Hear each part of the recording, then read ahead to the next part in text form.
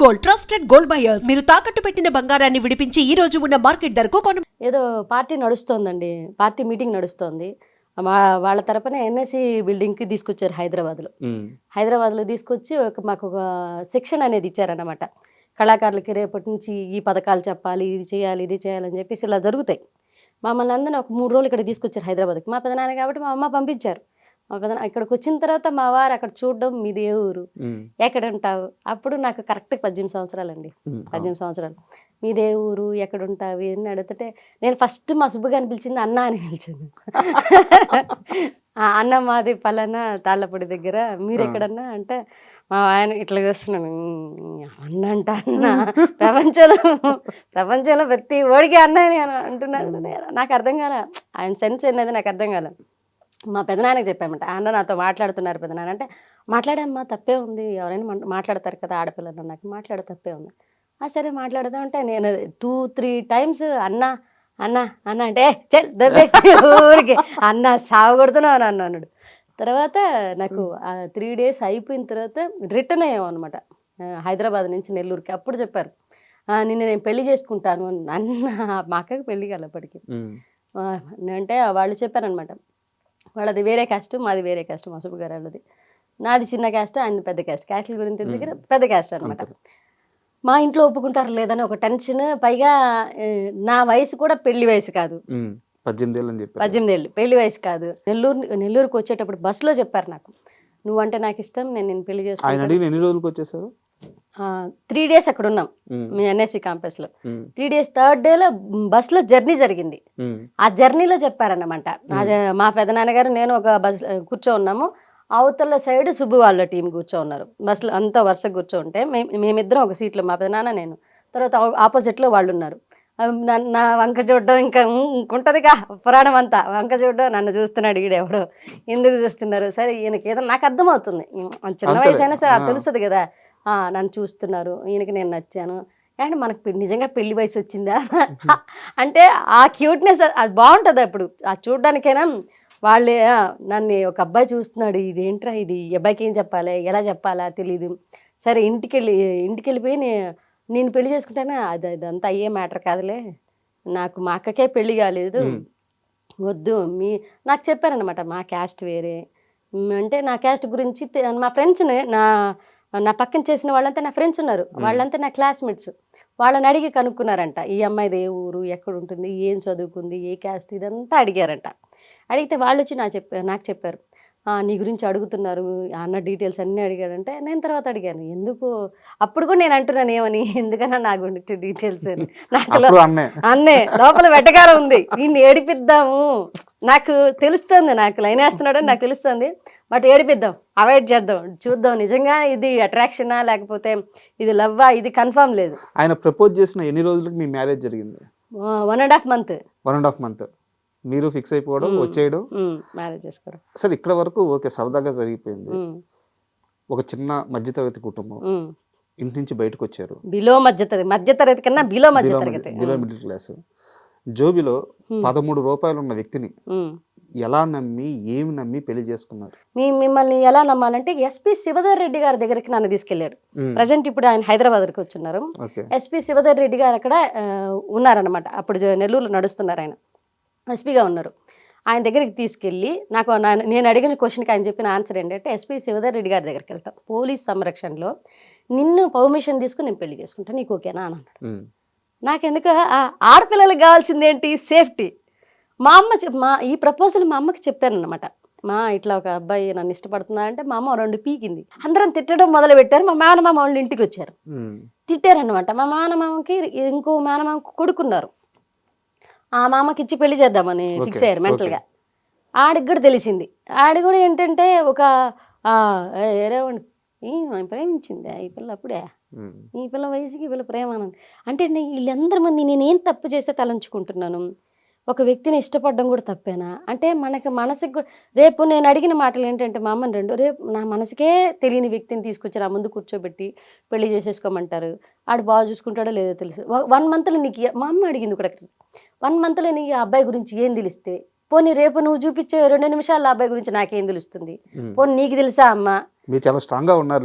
నేను స్ట్రాంగ్గా ఉన్నాను. నేను క్వశ్చన్స్ అడుగుతున్నా, ఆవిడ క్వశ్చన్స్ అడుగుతుంది. ఇలా కాదని చెప్పేసి మా అమ్మ ఏం చెప్పింది, ముందు అక్కకి పెళ్ళి అయిపోతే నీకు పెళ్లి చేయడమా, లేకపోతే ముందు ఈ పిల్లకి పెళ్లి చేద్దామని వాళ్ళు ఒక రకమైన డిస్కషన్ నడుస్తుంది. ప్లానింగ్ లో ఉన్నారు.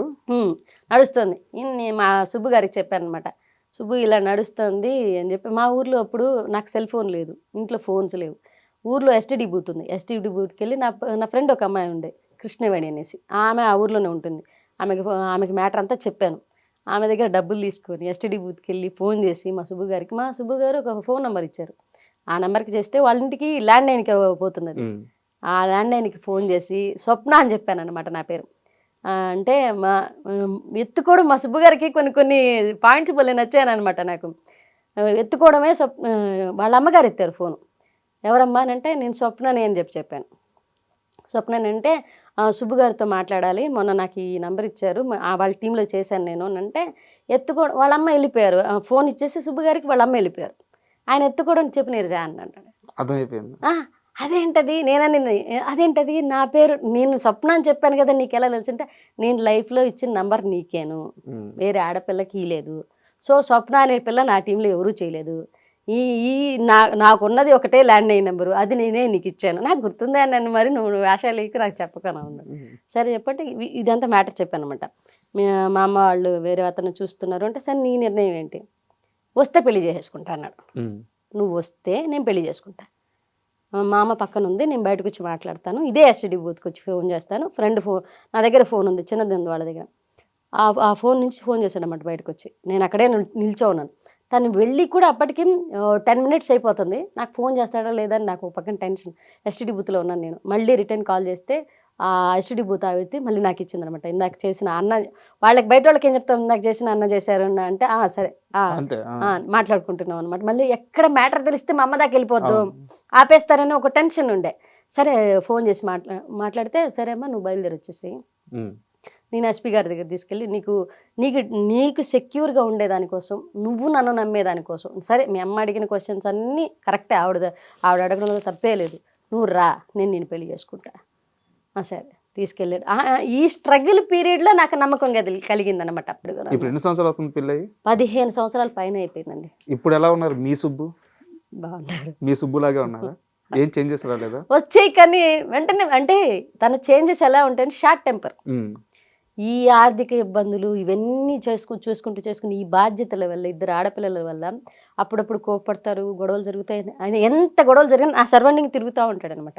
నన్ను వదిలిపెట్టిపోడు, నా సర్వెండింగ్ తిరుగుతూ ఉంటాడు. మళ్ళీ 2 రోజులు మాట్లాడుకుంటుంటే, ఏంటే నువ్వు ఏదో గొడవలో ఏదో అన్నాను వదిలేసి అంటే నాకు అర్థమవుతుంటుంది. సో మనకున్న స్ట్రగుల్స్ వల్ల, ఆర్థిక ఇబ్బందుల వల్ల వచ్చే గొడవలు, ఆర్థిక ఇబ్బందుల్లో వచ్చిన గొడవలు, కానీ మా ఇద్దరి మధ్యన వచ్చిన గొడవలు లేవన్నమాట. ఈ ఆర్థిక ఇబ్బందుల వల్ల వచ్చిన గొడవలు, అప్పులు ఎందుకు, నేను చెప్పినప్పుడు విన్నావా నాన్న, నువ్వు తీసుకుంటావు వాళ్ళ దగ్గర, ఎందుకు అంతంత వడ్డీలంటే తీసుకుంటావు, నా మాట విన్నావా, అది ఇది పడ్డాం, బాగానే పడ్డాయి, కానీ మళ్ళీ కంబ్యాక్ వస్తానమాట. లైఫ్ అంతా సెట్ అయిన తర్వాత ఎప్పుడైతే మీరు ఇక్కడ జీ తెలుగుకి ఎంట్రీ ఇచ్చారో, కామెడీ క్లబ్ యాక్చువల్గా జబర్దస్త్ కంటే ముందు స్టార్ట్ అయిన షో అది. అవును, చాలా సక్సెస్ కూడా అయింది. అవును. బట్ ఎందుకు ఆగిపోవాల్సి వచ్చింది అంటే వాళ్ళు 16 ఎపిసోడ్స్ చేశారండి. 18 ఎపిసోడ్స్ చేశారు.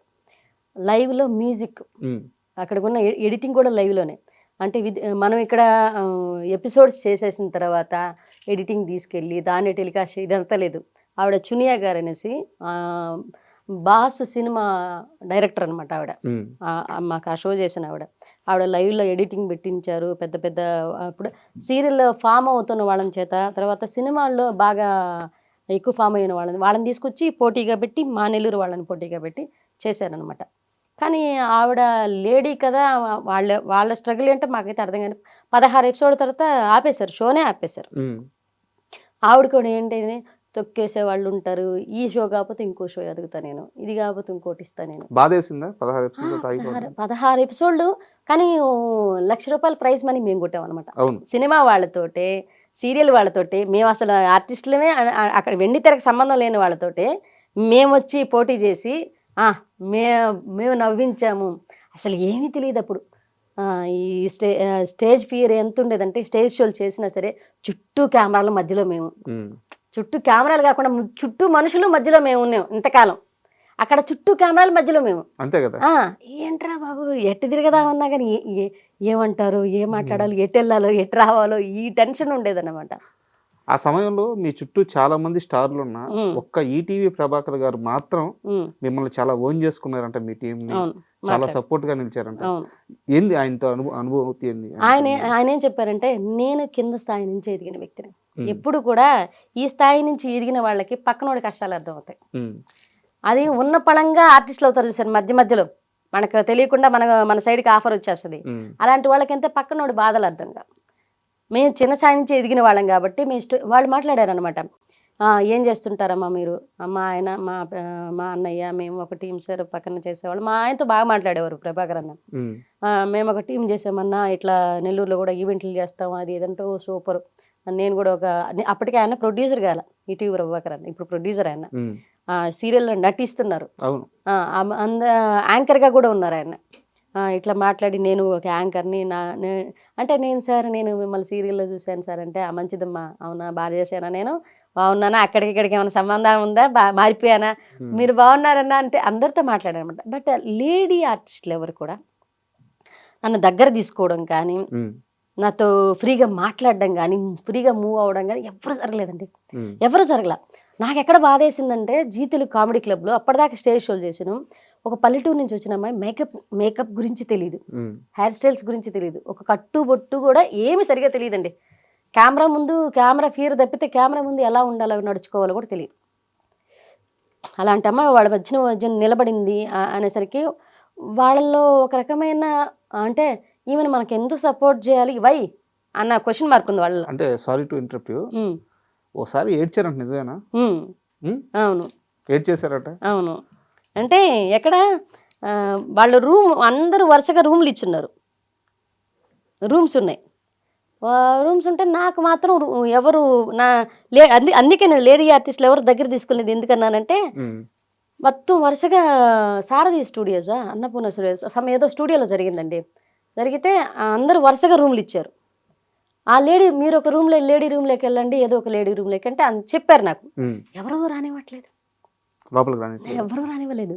నేనా కొబ్బరి నూనె పెట్టుకొని జడేసుకొని వాళ్ళు కామెంట్ చేసుకుంటున్నారు, నాకు వినపడుతున్నాయి, చెవులు దాకా వినపడుతున్నాయి నాకు.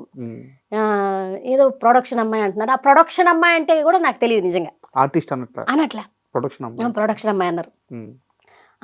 అన్నది కూడా ఒక పర్సన్ అయితే నాకు అది ఇప్పుడు ఆ పర్సన్కి నేను ఓ రేంజ్లో ఉన్నాను. మీకు ఆర్టిస్ట్ ఎవరో గుర్తున్నారా? అందరూ గుర్తు చెప్తారా, పేర్లు చెప్తారా? ఎందుకులేండి, నేను వెళ్ళాను. ఇండస్ట్రీలో ఉన్నారు, ఇండస్ట్రీలో ఉన్నారు. నేను వెళ్ళాను ఒకసారి. ఆవిడ ఆ రూమ్ నుంచి ఆవిడ ఖాళీ చేసి వేరే రూమ్లోకి వెళ్ళారనమాట. ఎందుకు, స్టేజ్ మీద పిలుస్తున్నారని. వేరే ఆర్టిస్ట్ ఈవిడ కలిసి వెళ్ళిన తర్వాత ఆ రూమ్లోకి వచ్చి నేను కూర్చున్నాను. నా చేతిలో బేబీ ఉంది, 3 months బేబీ. మా పెద్దమ్మాయి 3 months బేబీ చేతిలో ఉన్న ఎవరికి రానివ్వలేదు.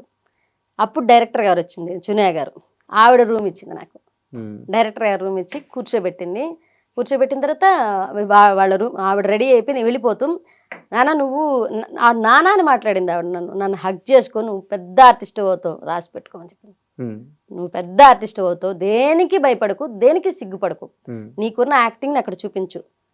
మనం ఎదిగే కొద్దీ మన సరౌండింగ్స్ మారుతాయి, మనం మారుతాం, అన్నీ మారుతాయి. కానీ ఈరోజు నువ్వు ఎదిగినప్పుడు ఎలా ఉన్నావో రేపు కూడా అలాగే ఉండాలని చెప్పింది. నాకు ఆవిడ బ్రెయిన్ వాష్ చేసి కూర్చోబెట్టింది అనమాట. నేను ఏడుస్తుంటే, ఎందుకు ఏడుస్తున్నాం, వాళ్ళు ఎవరు రానిలేదు మేడం, వాళ్ళు ఎవరు కూర్చొనివ్వట్లేదు మేడం అని అంటే, దేనికి, నా రూమ్ ఉందిరా, నేను వాళ్ళు ఆర్టిస్టులు, నేను డైరెక్టర్ని, మిమ్మల్ని డైరెక్ట్ చేస్తాను, నా రూమ్లో వచ్చి కూర్చో. ఆయన చైరేసి కూర్చోబెట్టింది. కాసేపు కూర్చున్నాను. ఫీడింగ్ బేబీ మా పాప. ఆ పాపను ఎత్తుకొని తను డైరెక్షన్ చేయడానికి వెళ్ళిపోయారు. ఆ తర్వాత ఈవిడ రూమ్ నాకు ఇక్కడే మొత్తం కెమెరాలు ఏదేదో ఉన్నాయి అక్కడ. నాకు ఈవిడ రూమ్లో కూర్చోమంటే ఒక రకమైన టెన్షన్ వస్తుంది అనమాట. మేము డైరెక్టర్ కదా, మనం ఎంత కూర్చోబెట్టినా నాకు కూర్చోడానికి అవ్వట్లేదు. పక్కన ఆర్టిస్ట్ రూమ్ ఖాళీగా ఉంది. నేను వెళ్ళి ఆ ఆర్టిస్ట్ రూమ్లో కూర్చున్నాను. నన్ను చూసి ఆర్టిస్ట్ ఏంటంటే, ఎందుకు ఈ ఒక రూమ్ ఒక రకమైన వాసన వస్తుంది అనింది. నాకు సెన్స్ అర్థం కాల. నాకు అర్థం కాక, నాకు తెలియదు మేడం అంటే, వాష్రూమ్ యూజ్ చేసేవారా మీరు అని. లేదు మేడం, ఇప్పుడే వచ్చాను డైరెక్టర్ గారు రూమ్లోకి ఎందుకు వెళ్ళేవో అని. నాకు అసలు ఈమె ఏం మాట్లాడుతుంది, ఎందుకు ఇలా మాట్లాడుతుంది నాకు అర్థం కావట్లే. అప్పుడు ఆమె అంటమే ఆమె మాట్లాడేటప్పుడు నేను మధ్యలోంచి బయటకు వచ్చేసాను. డైరెక్టర్ గారి దగ్గరికి వెళ్ళిపోయాను. ఇంకా నేను ఏ రూమ్ దగ్గరికి పోలే, నేను రెడీ అయి ఉన్నాను. జస్ట్ మాకు అప్పుడు మేకప్ చేయట్లేదు, మా own costume, own hair style, నేనే జడేసుకొని ఒక చిన్న ముడి పెట్టుకొని శారీ కట్టేసుకున్నాను. ఫస్ట్ డే అది, డే 1 అనమాట. డే 2కి డైరెక్టర్ గారి రూమ్లో ఉన్నాను. ఆమె షో అయిపోయేంత వరకు నా రూమ్ వదలదు. అక్కడ నుంచి మీరు ₹1,00,000 ప్రైజ్ మనీ గెలిచిన తర్వాత వీళ్ళందరి రియాక్షన్ ఏంటి? మామూలు రియాక్షన్స్ కదా, వాళ్ళు ఫోటోలు తీసుకున్నారు మీతో వచ్చి. కానీ నాకు ఆ వ్యక్తి సారీ చెప్పలేదు. సారీ చెప్పడం కానీ, కన్విన్స్ ఒక కలివిడిగా మాట్లాడడం కానీ ఏది చేయలేదన్నమాట. సర్లే నేను లైట్ తీసుకున్నాను. ఇప్పటికీ కలుస్తుంటారా? లేదు, ఎప్పుడు ఆ వ్యక్తి గుర్తుందో లేదో కూడా తెలియదు నాకు.